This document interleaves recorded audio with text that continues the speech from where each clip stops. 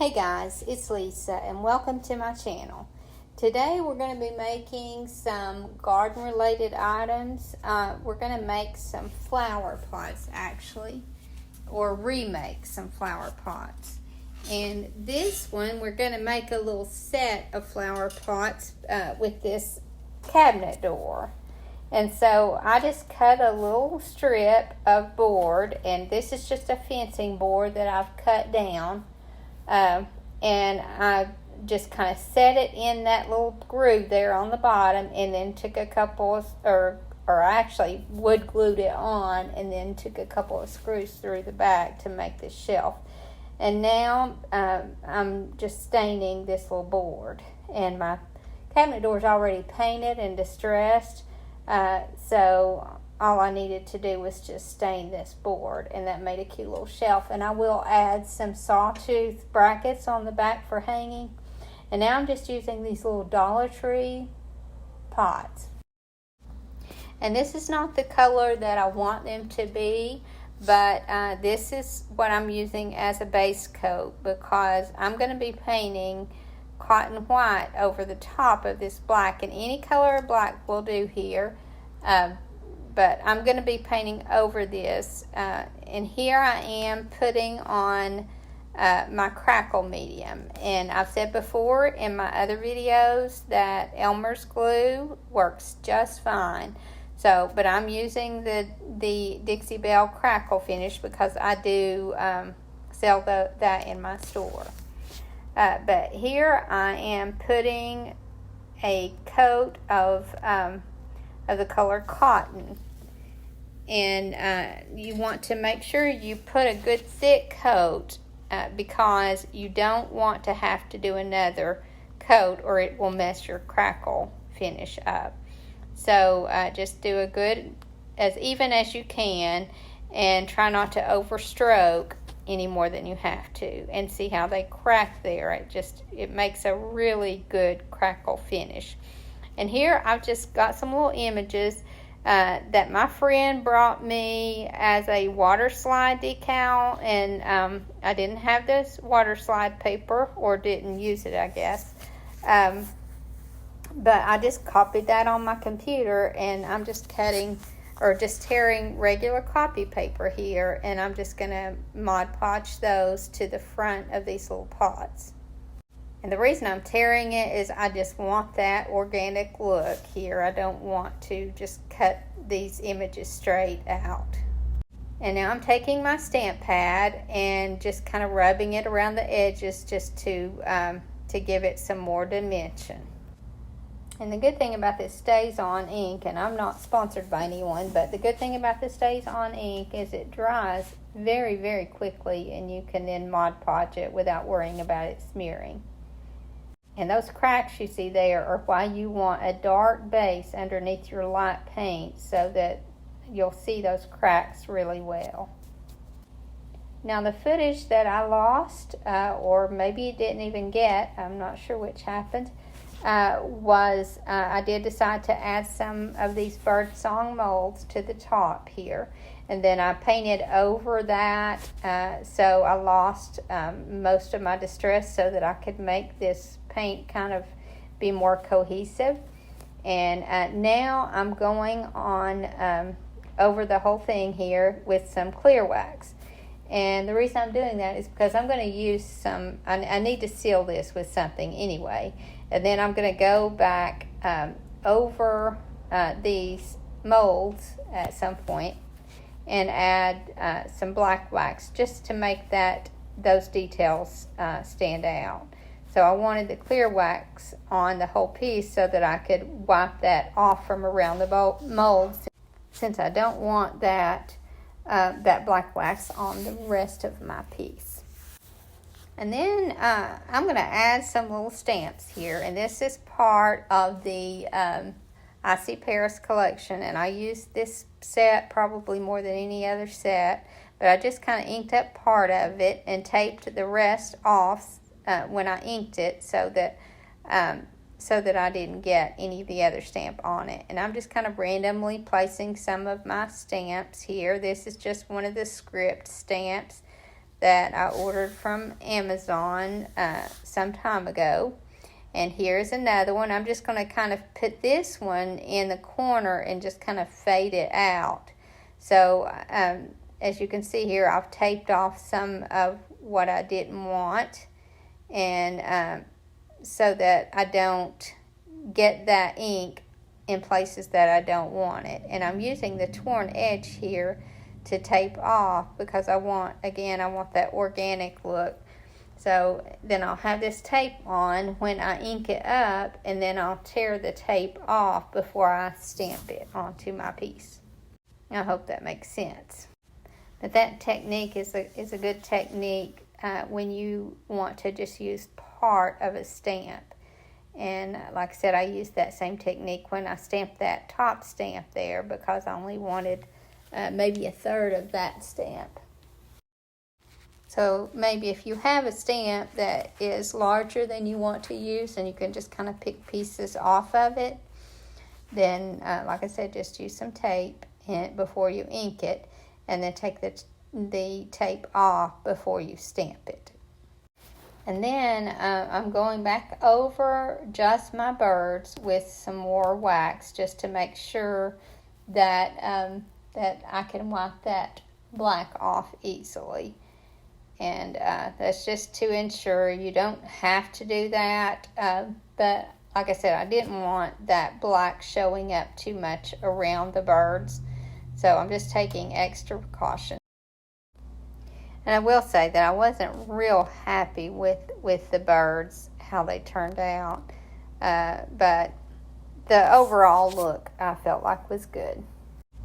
And I feel like that was a pretty easy item to make if you just have this cabinet door. I just happen to have this long narrow one, and it's kind of hard to decide what to do with it, but this worked out really well.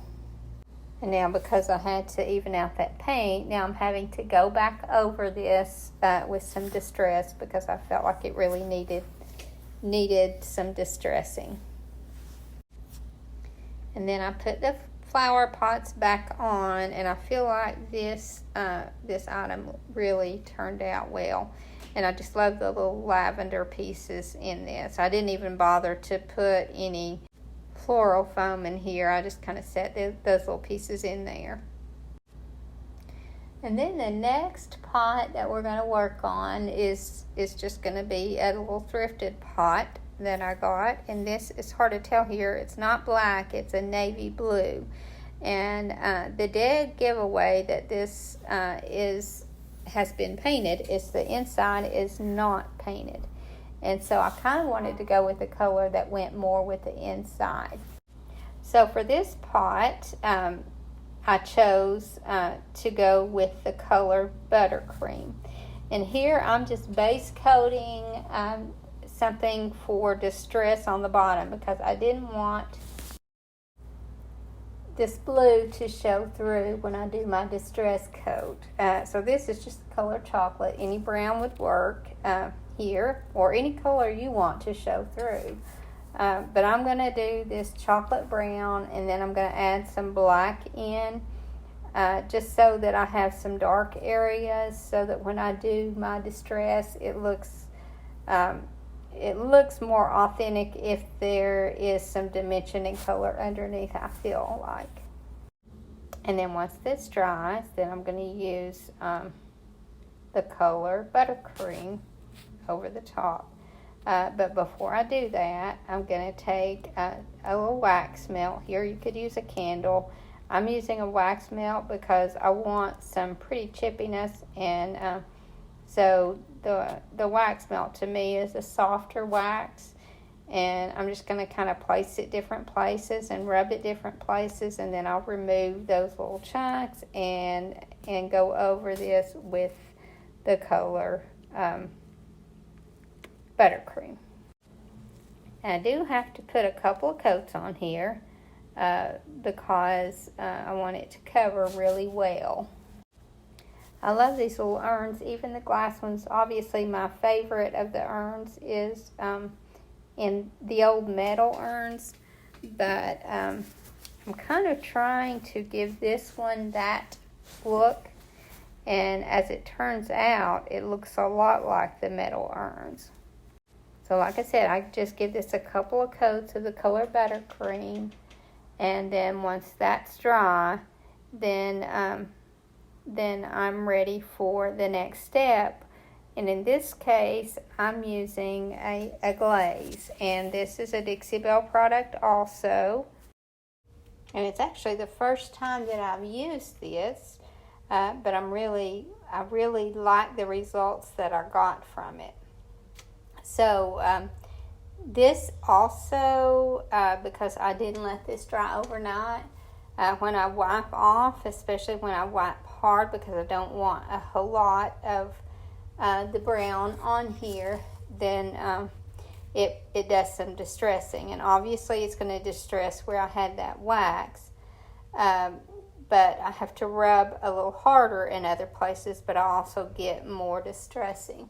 So I really like the look that I'm getting out of this. It ended up looking the way I had planned for it to look. So I'll show a close-up when I'm finished, but the overall look of it looked pretty authentic to me.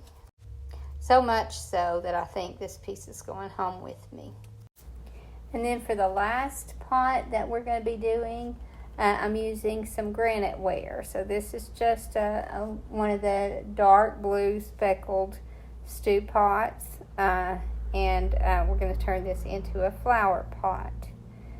I know you guys see these everywhere. I know I do, but we're going to turn this into a flower pot. So I'm going to start by painting some slick stick on this, because this is a very slick finish.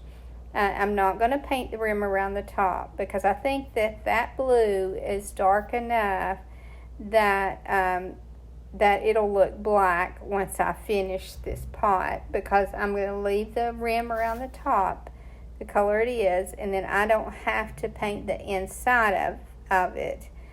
And then I'll paint the handles black, so I'll make it look more like the black and white Graniteware.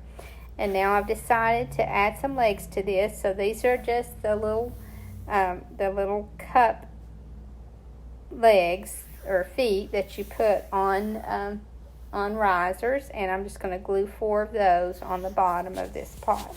Now I'm using Titebond Thick and Quick here. You could use Gorilla Glue, and maybe even a better option would be the E6000, but like I said, I'm using the Titebond here, and you'll need to let this dry I would let it dry overnight, because I didn't, and I ended up having to re-glue one of my legs while I was working on the pot. And I didn't mention here that I put 2 coats of cotton over the top of that slick stick after it dried, and that covered this pretty well. One would have almost covered it, but I ended up having to do a second coat. And I did that before I put these legs on, these feet on, because I painted these feet black, and it would just be too hard to paint them after I've already glued them on. I've been wanting to turn one of these pots into a flower pot for a while now, and I'm not drilling holes in the bottom of mine, but you could definitely drill holes in the bottom. I plan on using this one in my store to display flowers for sale, but if someone wants to buy it to put an actual plant in, then it would be very easy to just drill some holes in the bottom. And now I'm going to paint these handles black, so that this will look like a white enamel pot that is trimmed in black. And as you can see, when I get this painted here, it does make that top just look black.